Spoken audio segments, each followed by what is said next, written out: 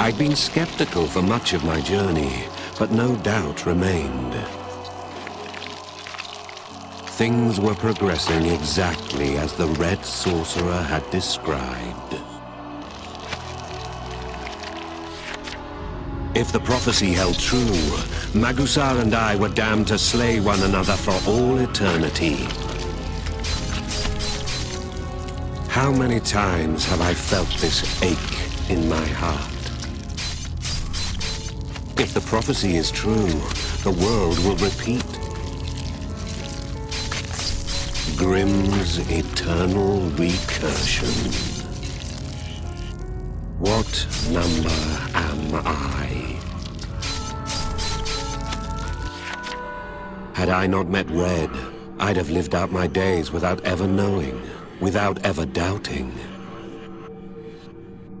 Who can say what ignominious ends my prior lives had met? What good does knowing the true nature of the world do a man who cannot change it? Had I the means to break free of this fate of death and murder? As I made my way to poor, mad Magusar's side, I noticed it. His fearsome aura had suddenly disappeared.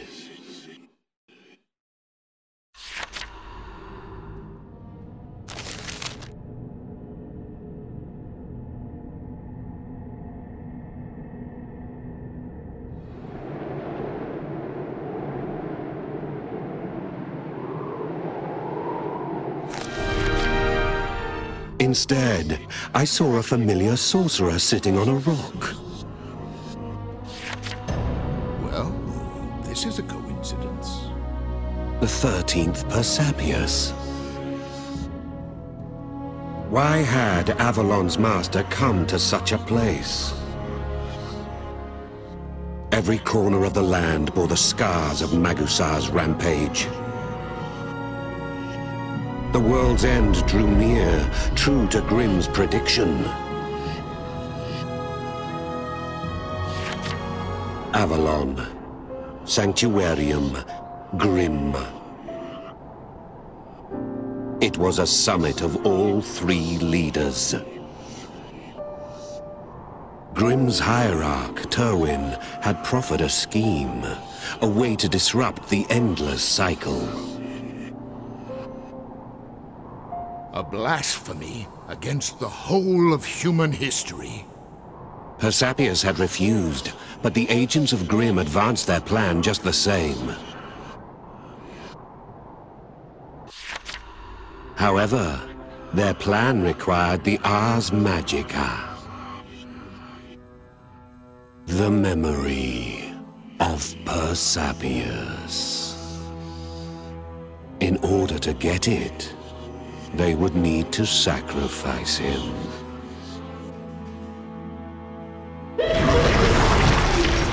What triggered this aberration? It was the author's newfound confidence in the future and in fate. An idea that originated in Grimm's prophecy and from Red Hood. The journey with Magusar was meant to end with an eternal bloodbath. It happened a moment before the end, a corruption of the world's recurrence.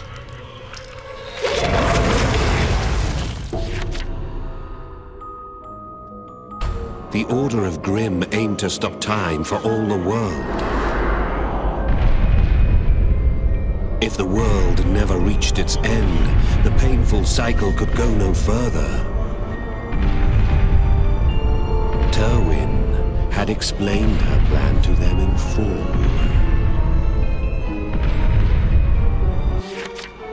A familiar tool would play a vital function. The apple shades Red kept. The illusions they bring about are unique. I can say from experience, the feeling is akin to dreaming. Furthermore, She claims they interlink the minds of those under this spell. Years can pass within these dreams in the span of a few of the waking world's hours. Evacuate all of humanity into this state, and the specter of the end is banished. Just one problem remained: how to make the illusion span the globe. The Order sought the answer in the pages of the Ars Magica. An amplifier for illusions. Persapius himself confirmed that such a method did exist. Yet his next words were resolute. Fleeing into illusion means the defeat of mankind.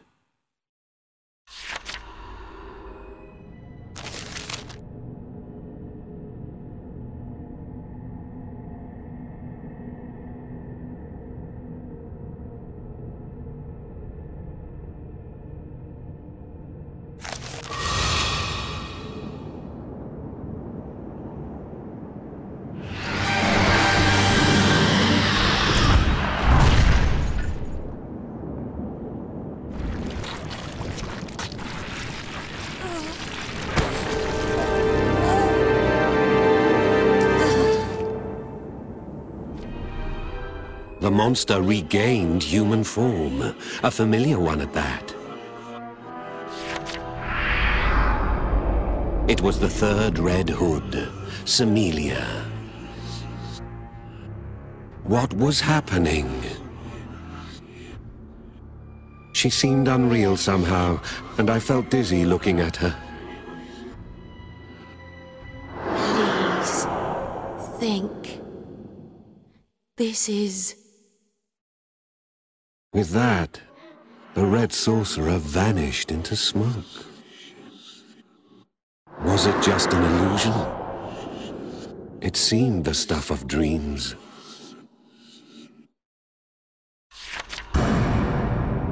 As I looked around, I saw it.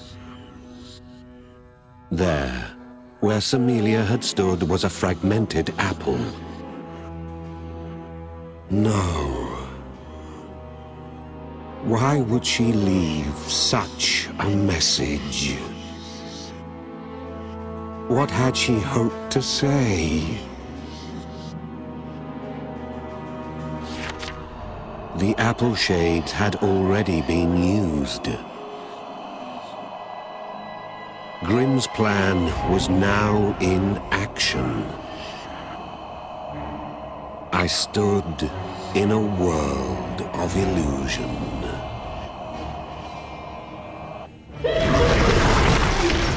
A step had already been taken into the world of illusions. Where did Magusar disappear to?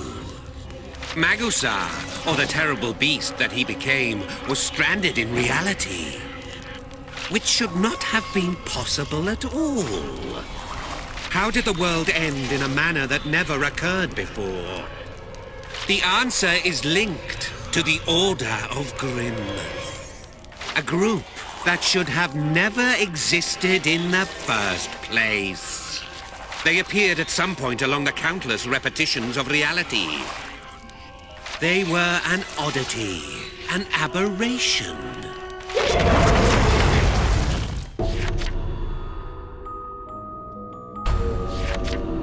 The unending dream the Order sought to make. It must have happened as I made my way to face Magusar.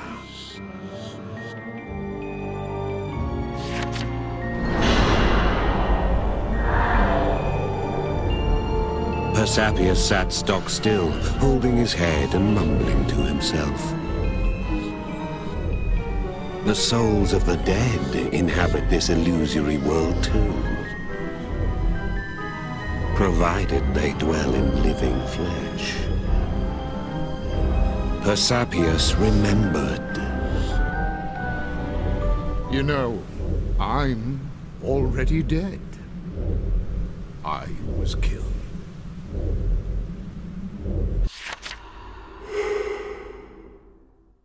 It happened just before this illusion consumed us.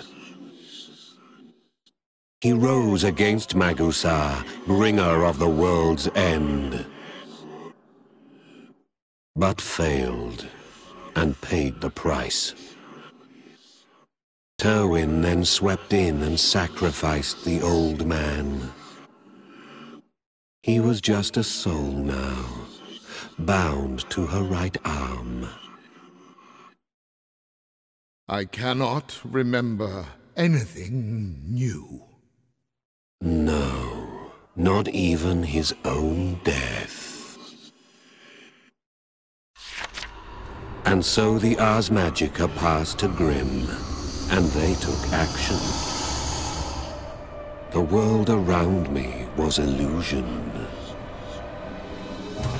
As soon as I realized, I found myself surrounded.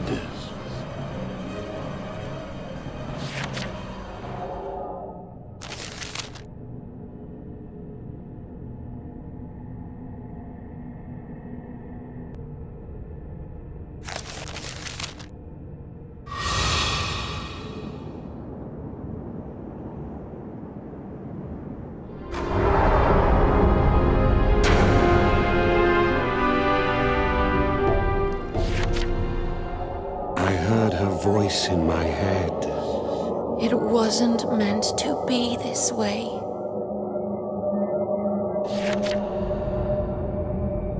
Was it Samilia? The illusion links the minds of those it swallows.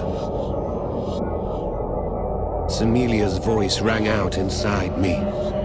The apple shades. They were never meant for this. It was a black rite they'd used, ancient and powerful. It extended the apple shade's reach across the entire world. In this new world bereft of gods, Terwin tried to become one.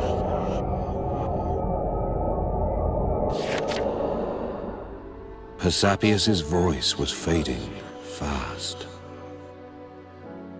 May the words I've been entrusted reach as many ears as possible. He said it was his mission. As a man who'd given up his life to serve as a vessel of memory. I fear I can do naught but leave all this to you. He meant to entrust his memories to my own right arm.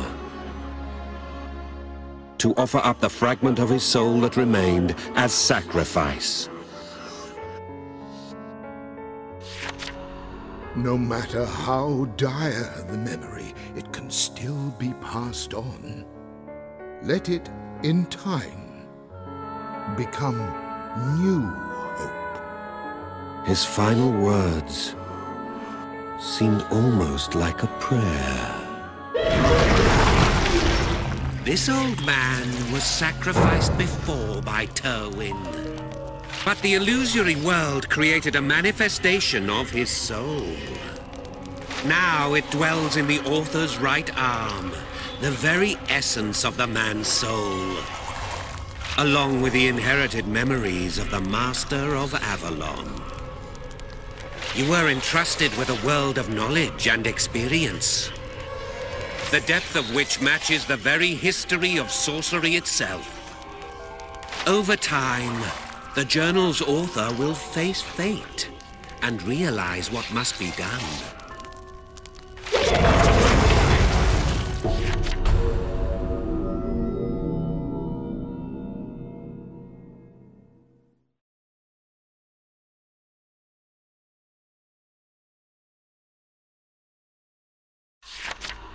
The collective memory passed down to each Persepius is vast. It spans far more than magic. It represents the whole of human knowledge. And what the old man strove to pass on was more than knowledge alone. I need only raise my right arm to listen to his voice within to know that.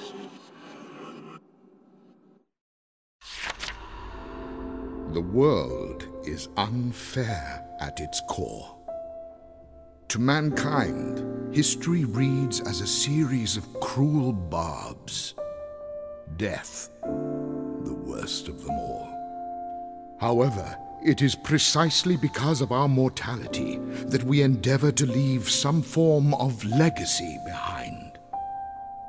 For most, that legacy is children. As copies of ourselves, they take a piece of us onward to eternity.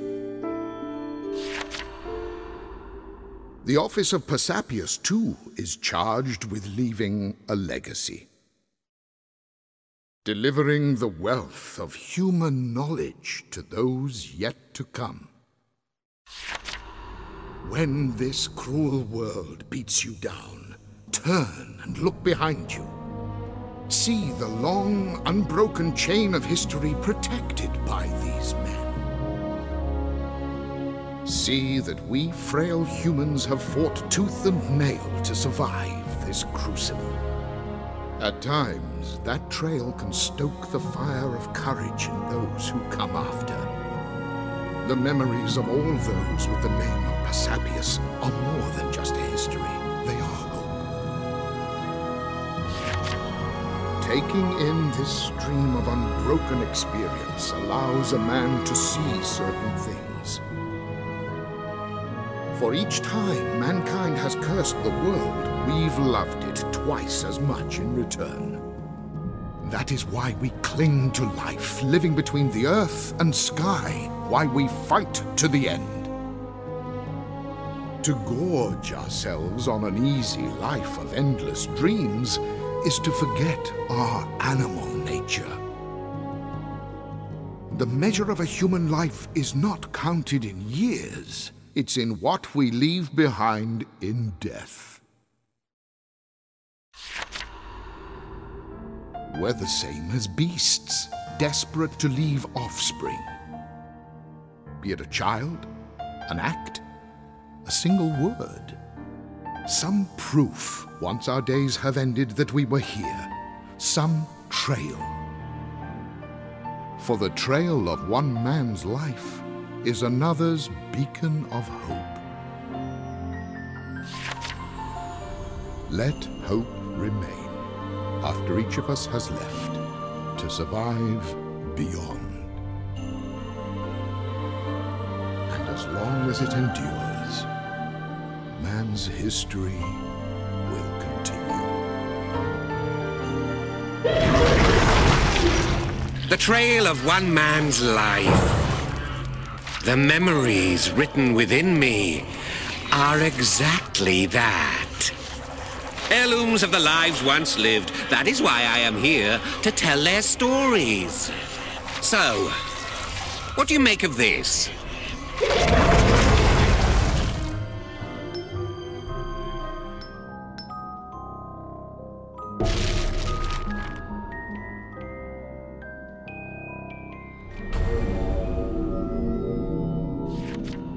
It came from up ahead.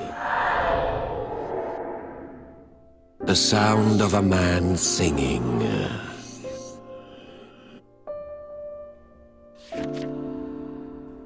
If a monster had appeared in that moment, I'd have died. The clear, penetrating timbre of it left me defenseless. I was simply transported to another place entirely. A place bathed in light, the sort seen only in paintings.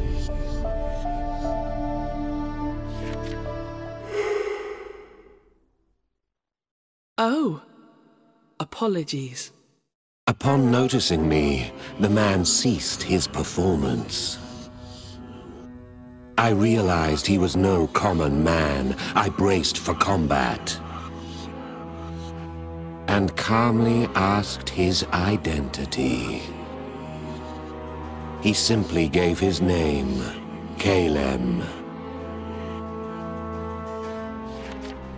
Countering my clear hostility with a smile, he walked away. I was compelled to follow after him.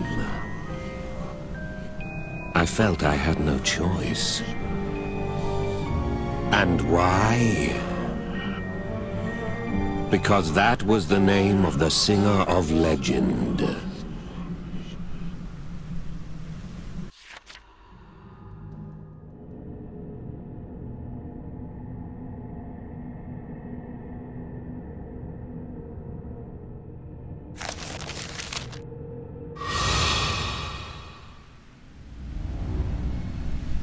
What would you have me sing?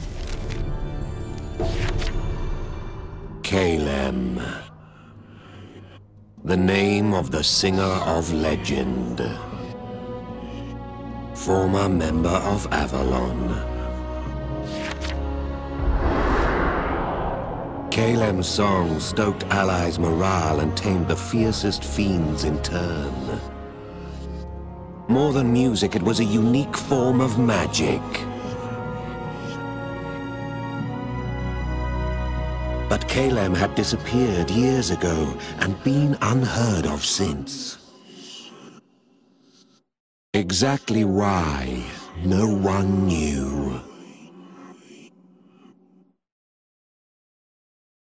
Recently, a new rumor surfaced, claiming Calem had joined Grimm. The truth behind that claim stood before me now. Grimm's Calem was a fake. But how did I know? It was plain to see. The Calem of legend was a woman, Avalon's diva.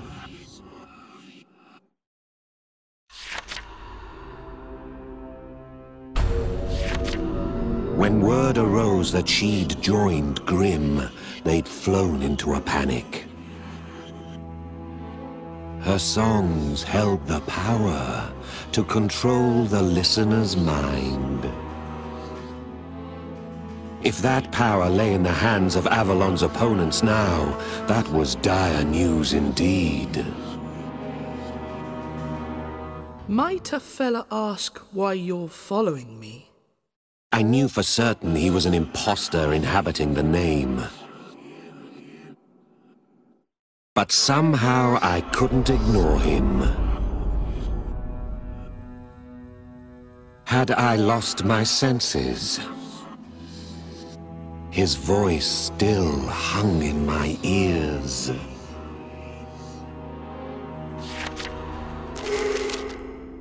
I asked this so-called Calem the reason for his travels. Why, to finish my songs, of course. What I'd heard when we met was but a fragment, a work in progress. He claimed it was a song about the unfairness of the world. I was the first to hear even a verse of it.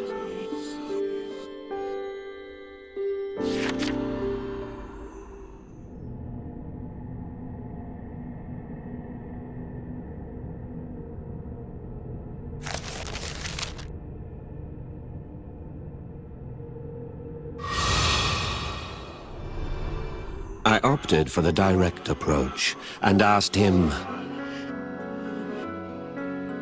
"Are you the real Calem?"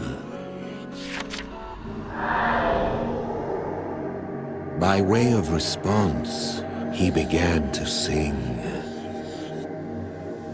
As if that were answer enough. He wasn't even a woman. From anyone's perspective, he was a fake. But his voice washed all doubt, all logic away. The moment it reached my ears, my heart was stolen. And I loved it.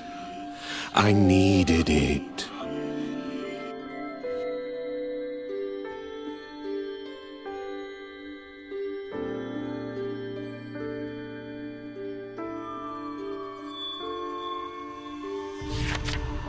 Kalem's legends made wild claims that hearts were hers to control.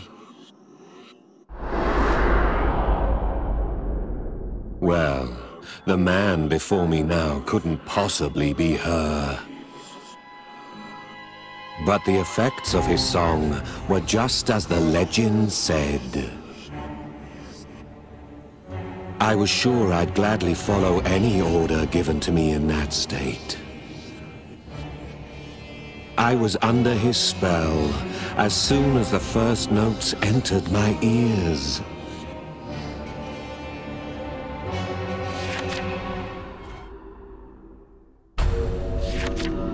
Was I being controlled by this imposter's voice?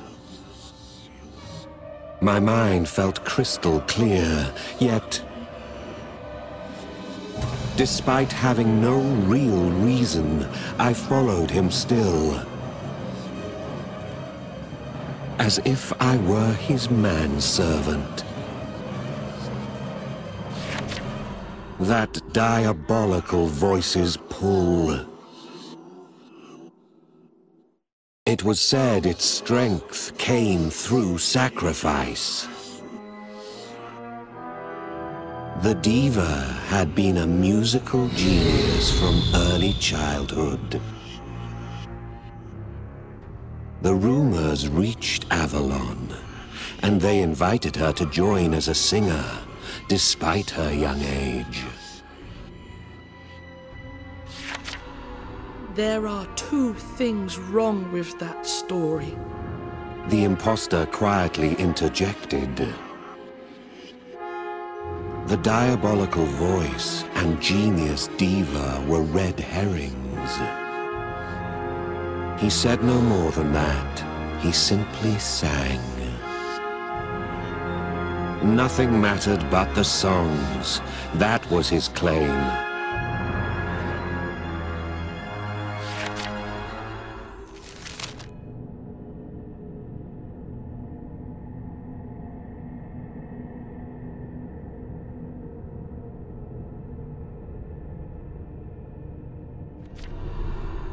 Why bother following a fella like me around? He asked, innocently.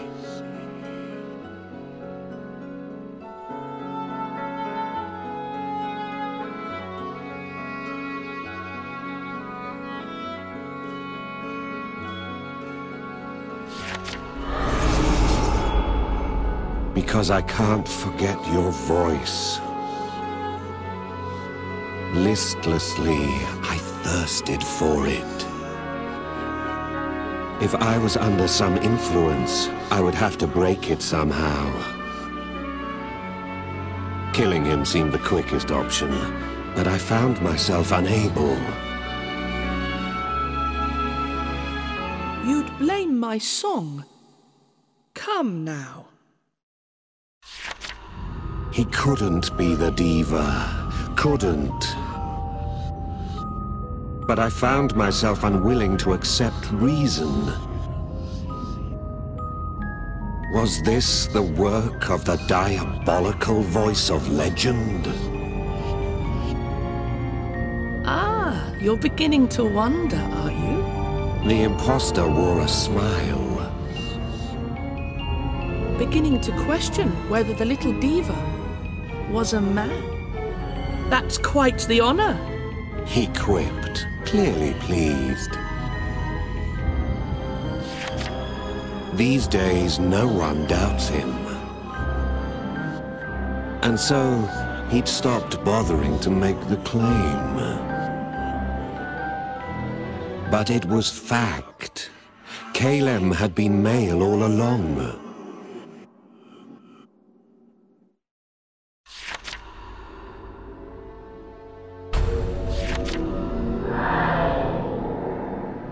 No one realized it at the time, but the young genius was no diva.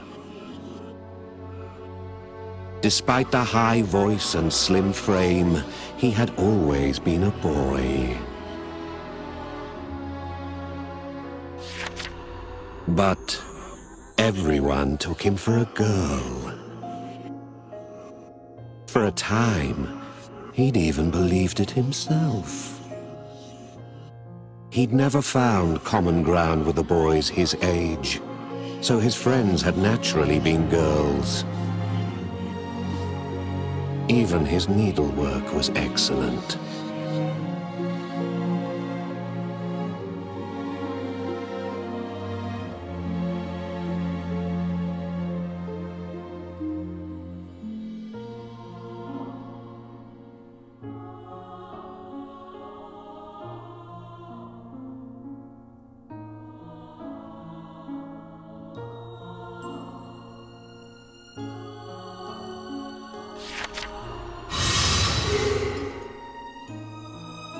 He said it hit him hard when his body grew and his voice took on a masculine shade. It was someone else's voice to him. He would never sing the same. Unable to continue his job, he ran from Avalon. If the gods were real, why had they not made him as a woman? Or made him manly from the start, so he wouldn't have to hold these expectations? It's a simple thing to let go of what was never had. Loss only hurts because we know what was taken from us. After wandering for a few years, he learned of Grimm. They exist to fight the cruelty of an unfair world. A world made on the gods' whims. Terwin's words had resonated strongly with him.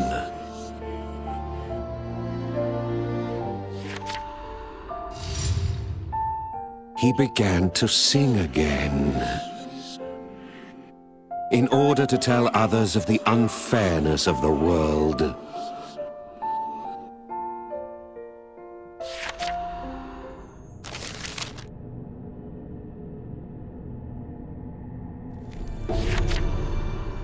I finished my song. As if to test it out, he began to sing his new composition. As I listened, I understood the second mistake in my story. It was as he'd said. The diabolical voice and genius diva were red herrings. There was no trick to Kalem's voice, no special power. It was song, and song alone, that stirred the soul.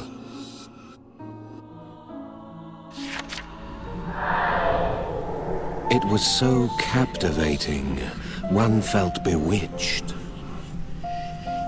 There was no spell, yet I was positively spellbound. I suppose I'd followed him simply hoping to hear more. In a way, you could still say he'd pulled my heartstrings. His song was over. He had lost his old voice, he said, but now had more to sing about. In loss, he had found something new. I had my share of growing pains, but I'm all the wiser for them. A song of the world's cruelty. But it was not a sad song. It urged the listener on, filling them with hope and purpose.